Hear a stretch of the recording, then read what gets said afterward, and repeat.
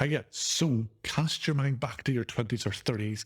The muscle building process was pretty simple. We just ate okay, we went to the gym a few times, and muscle just magically grew on our bodies. It was wonderful. Glory days.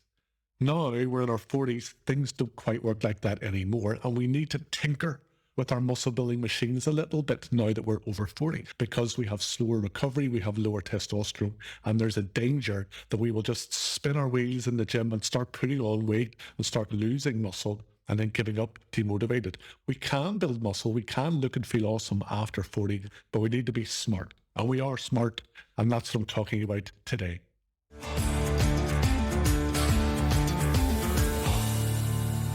Hiya, I'm Chris here at Auto Coach, coaching guys over 40 to get freaking awesome again, but without turning our crazy lives upside down. As men, we can be pretty gung-ho sometimes. We decide, right, I'm going to get in shape, I'm going to build some muscle, time to get rid of these man boobs, time to get rid of this belly, and we buy some workout program from some buff Instagram guy in his 20s. We go to the gym, we work out, and we just get nowhere. Nada, nothing happens.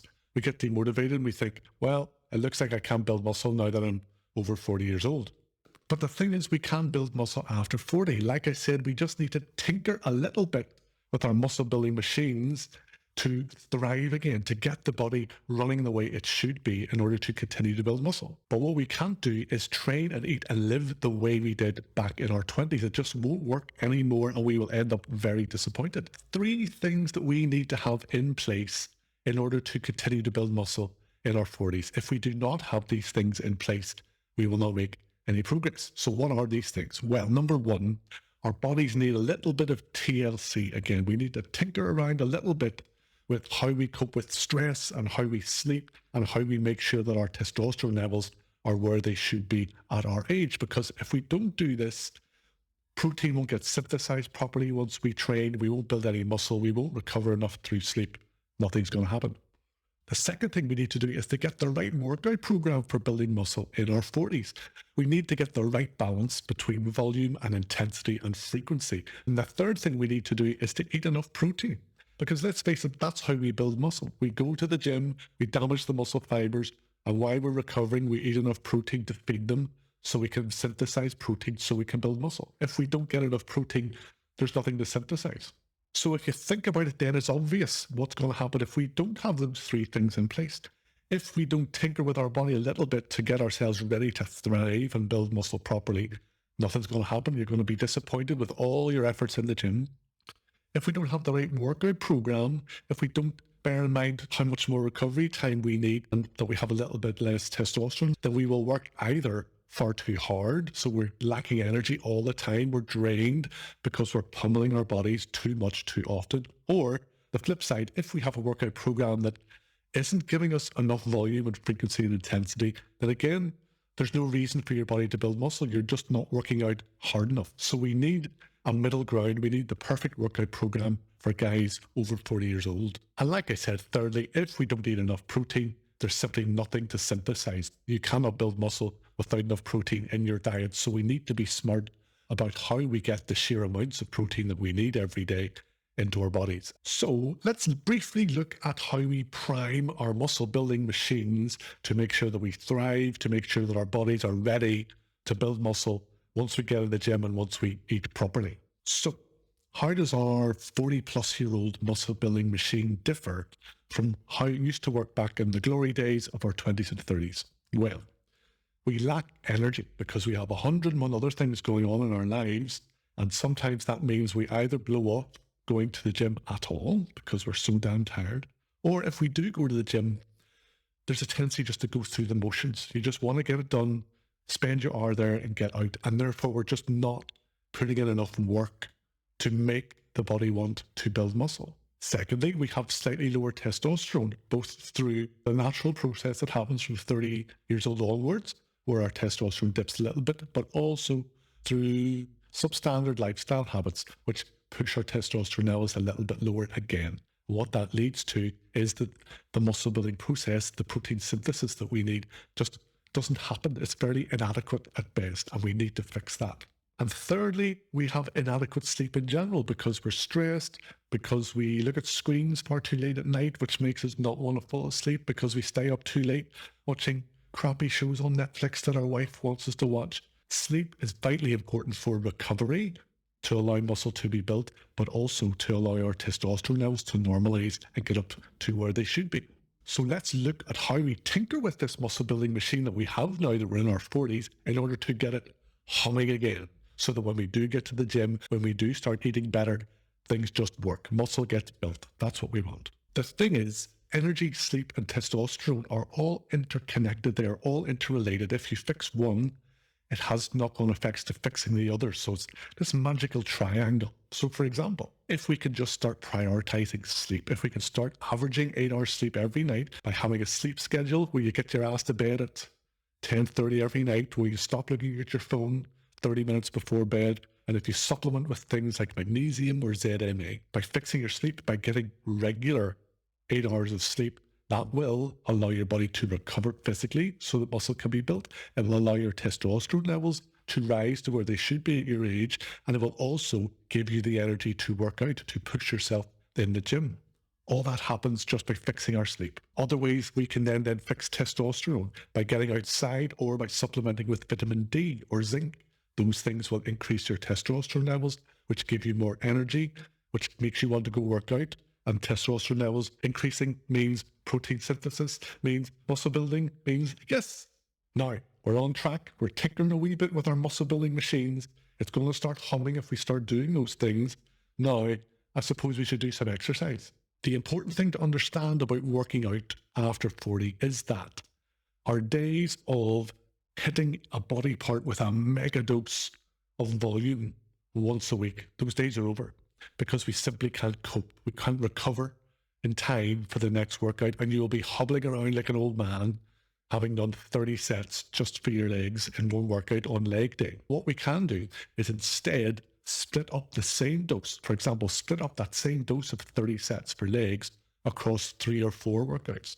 And that allows us to hit body parts multiple times every week. Just a little bit of stimulus, and a little bit of stimulus plus the right amounts of protein will then help us build muscle. And then intensity wise, we just can't go balls to the wall every single workout anymore either, because again, we just can't recover. So to avoid that type of overtraining, what we can do is cycle the intensity a little bit. For example, sticking with the same workout program, but in week 1, we do the sets and we leave, say, 2 reps in the tank. We stop 2 reps short of where we could go if we were trying to go to failure.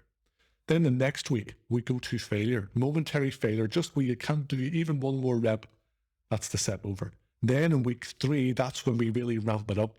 We go to failure, and then we start doing drop sets and other things to up the intensity. And then the following week, we're back to leaving 2 reps in the tank. And that means we're still training fairly intensively, but we're not battering things over and over and over again every single workout, because that's just the road to ruin. You will not make any progress at all.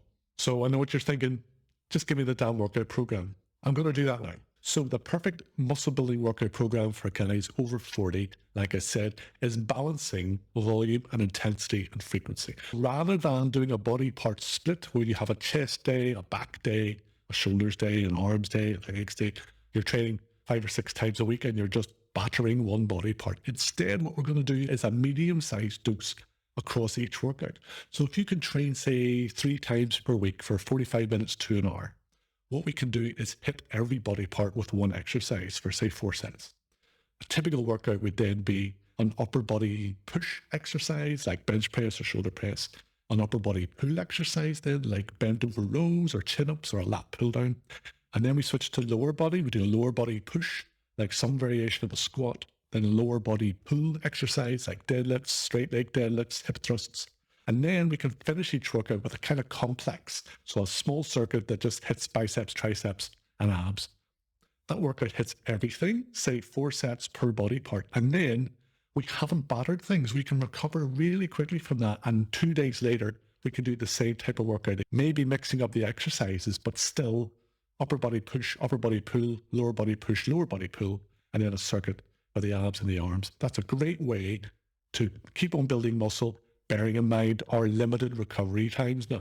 Because at our age, quality is better than quantity. It is much better for you to do one exercise with 4 sets and you know it's the only exercise you're doing for that body part. So you're focused on being really intense about it, getting a mind-muscle connection, feeling the tension in the muscle that you're working, rather than thinking to yourself, I'm going to do 3 exercises for my chest. So this first one, I'm just going to go through the motions because I want to save a little bit of energy for the second one. Then on this second one, I know there's a big one coming. This third exercise is going to be hard, so I'm just going to get these sets done with a lighter weight.